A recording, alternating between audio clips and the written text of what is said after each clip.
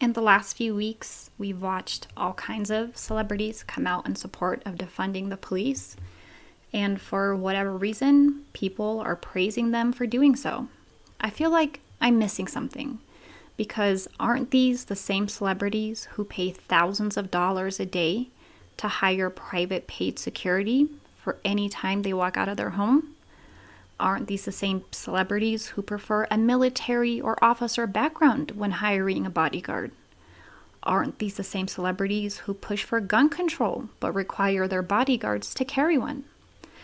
I must be missing something, because I can't see how it's appropriate for millionaires to push an agenda that doesn't affect them.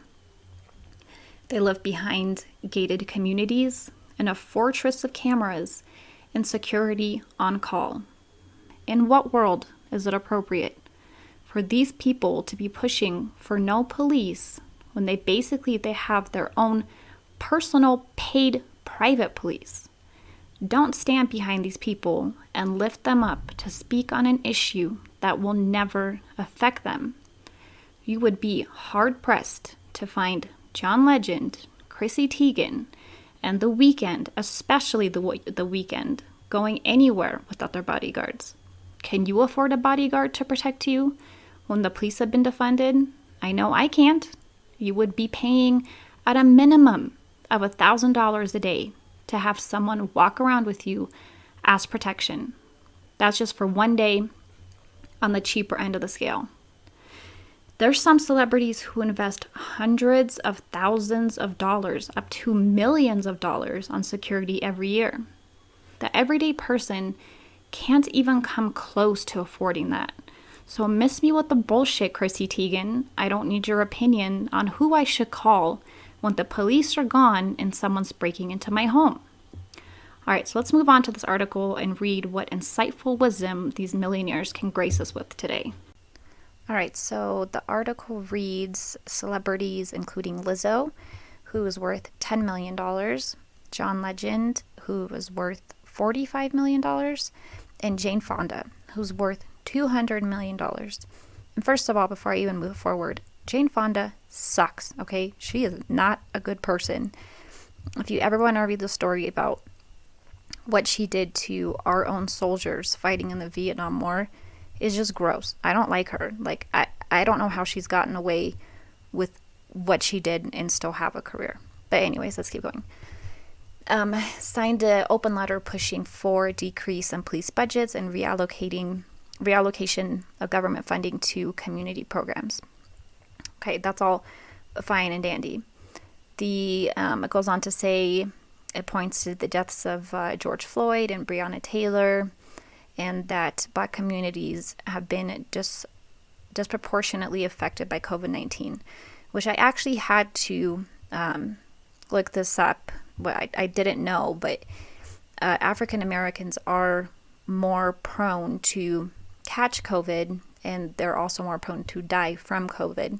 I didn't look into as to why, but that is something I didn't know. And there's actually a journalist that reached out to the 13 states that have the biggest population of African Americans to see what they're doing, to try to work their way around the problem. And all 13 of them sent back, a plan of what they're trying to do to minimize those communities catching COVID-19. So I don't really think that statement is very fair to make, because I didn't find really anyone saying that they're just not going to do anything about it and denying that they don't know the risks. It goes on to say, despite continued profiling, harassment, terror, and killing of Black communities, local and federal decision makers continue to invest in the police, which leaves Black people vulnerable in our communities and no safer, the letter reads. We'll go on to kind of look at that later on in the video when we look at statistics of crime in Minneapolis and how just untrue that statement is. All right, so let's move on to The Weeknd, which I really like The Weeknd. I like his music.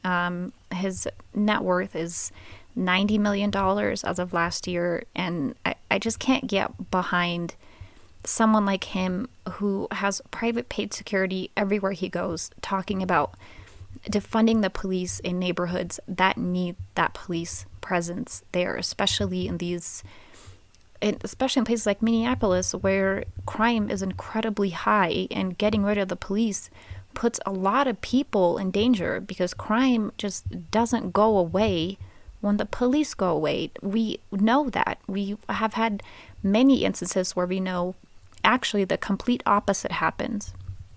But anyways, his whole claim was that he actually signed a letter to completely defund the police, not just reallocate their funds. And he very classy of him to share his screenshots of his donation receipts showing that he gave $200,000 to Black Lives Matter Global Network, $200,000 to the Colin Kaepernick Know Your Rights Camp Legal Defense Initiative, and $100,000 to the National Bailout.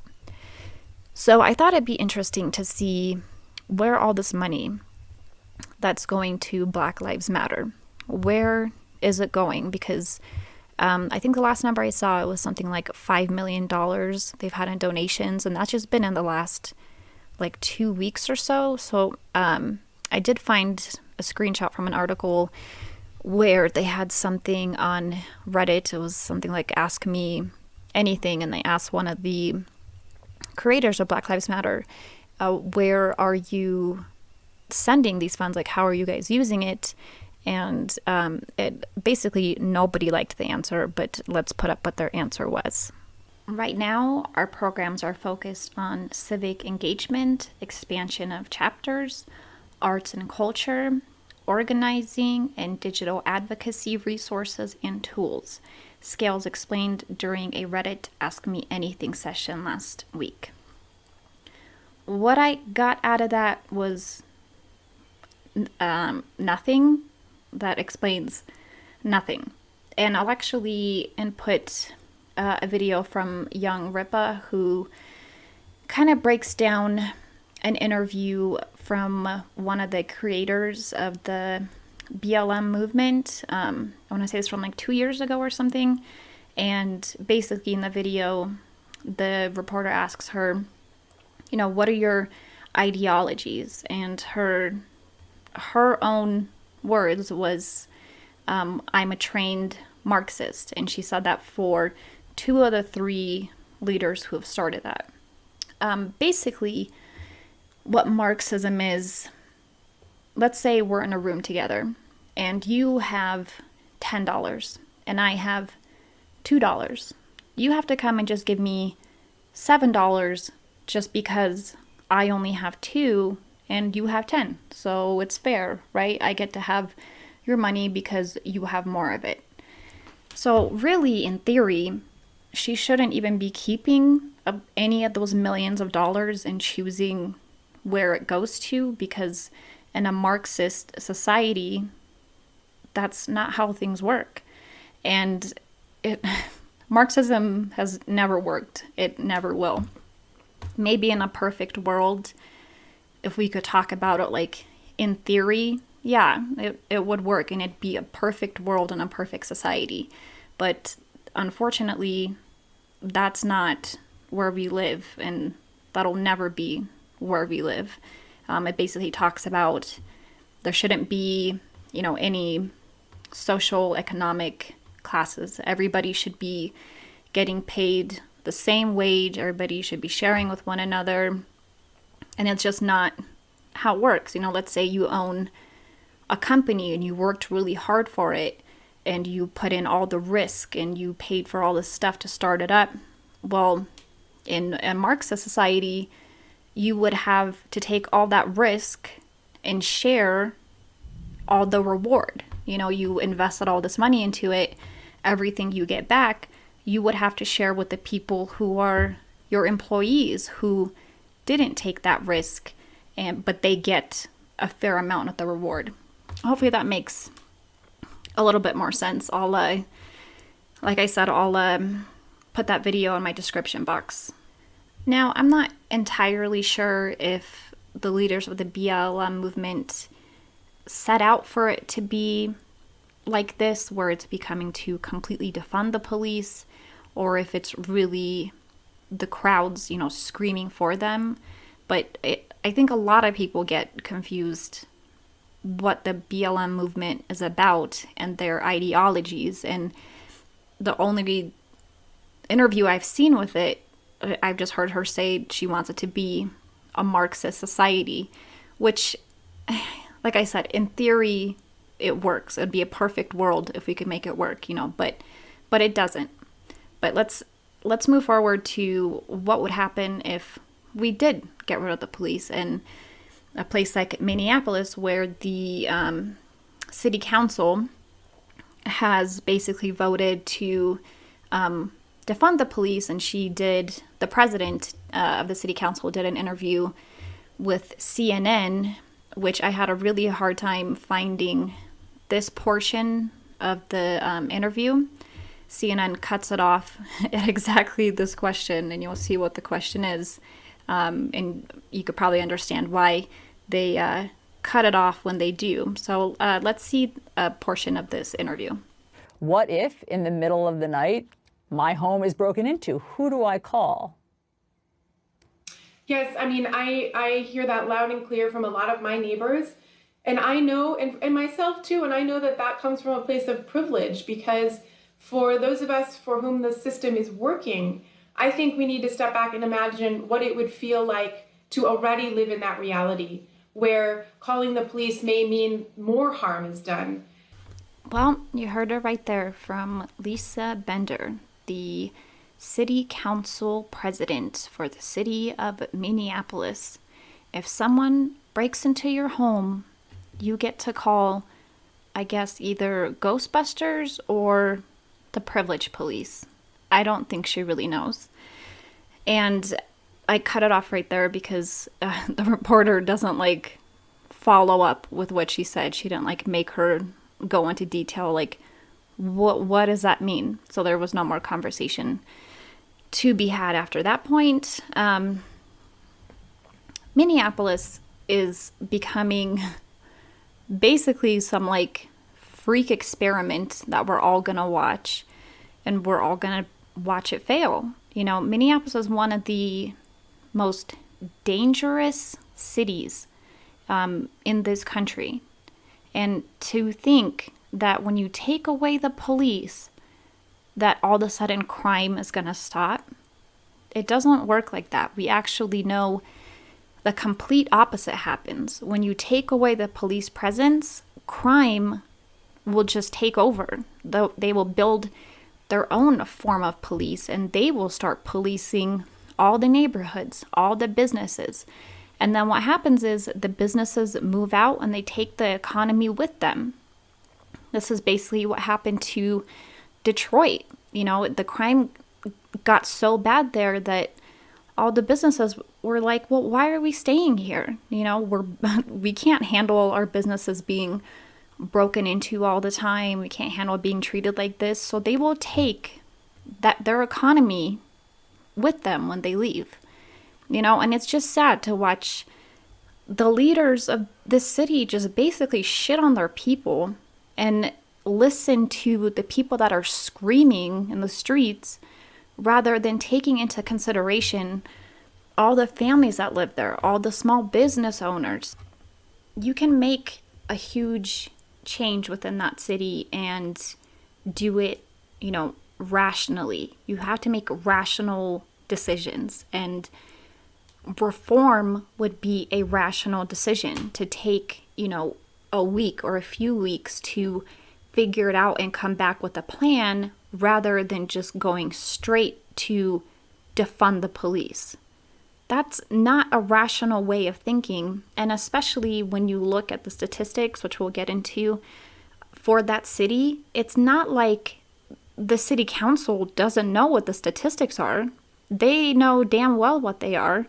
And for them to sit there and pander to the people on the streets and tell them, okay, we'll just defund the police, when they know what the statistics are for Minneapolis. So let's take a look at the crime statistics for Minneapolis and see the kind of things that Lisa Bender and the city council were looking at when they were making decisions to overthrow the police basically in their city. And we can try to base on those numbers how many people will be, calling Ghostbusters or the privileged police when they get rid of the actual police in the city. Before we get into the statistics, here's a few things about Minneapolis. The crime rates are 82% higher than the national average. Violent crimes are 108% higher than the national average. You have a 1 in 22 chance of becoming a victim of crime, and Minneapolis is safer than 5% of the cities in the United States. Those aren't good numbers. That means 1 out of 22 people that live there become a victim of some crime. It's not a place where you can take away police and think good things are gonna come from it. It's just not. So let's take a look at these statistics. Basically, it's breaking it down per 100,000 people for the national average and the average for Minneapolis. Let's start with murder. The national average is 5.0. Minneapolis is 7.2. Rape, national average 42.6. Minneapolis 100.9. Robbery, national 86.2. Minneapolis 276.5. Assault, national average 246.8. Minneapolis 408.2. Burglary, national average is 376.0. Minneapolis 721.3. And theft, national average is 1,594.6. Minneapolis is 2,678.5. I mean, those are pretty differing statistics comparing the national average and the city average, which is why this is such a dangerous idea.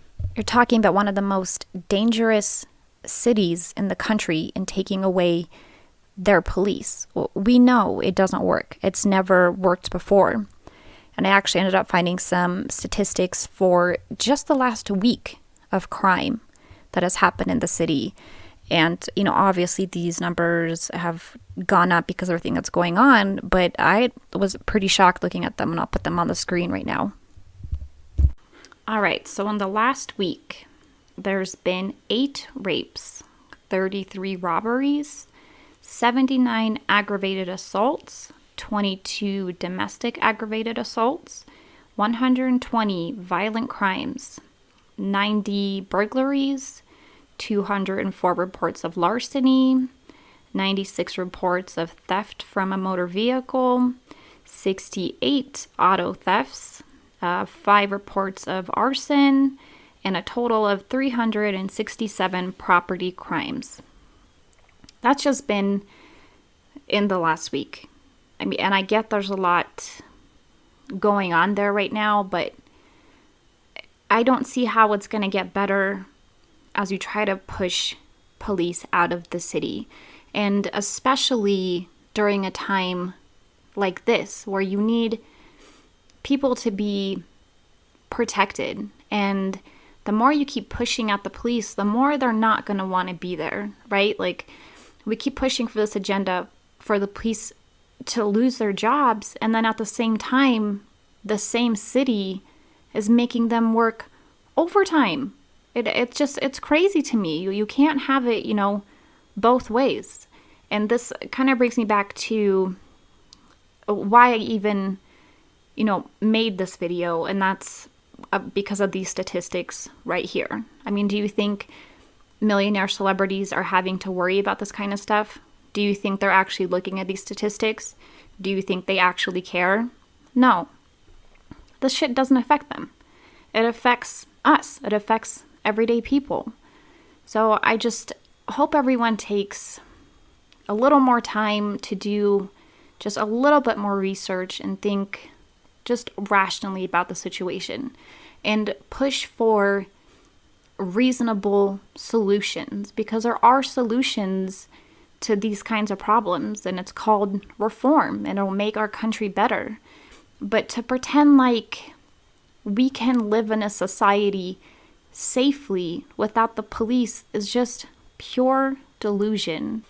I hope everyone can start to try to understand each other instead of screaming at one another, because I think at the end of the day, most of us want the same thing, but we can't even stop yelling at one another to even realize we all want the same thing. So I hope everybody stays safe out there, and let's just keep hoping all this stuff can be worked out and we can go back to a place where everyone is happy in this country.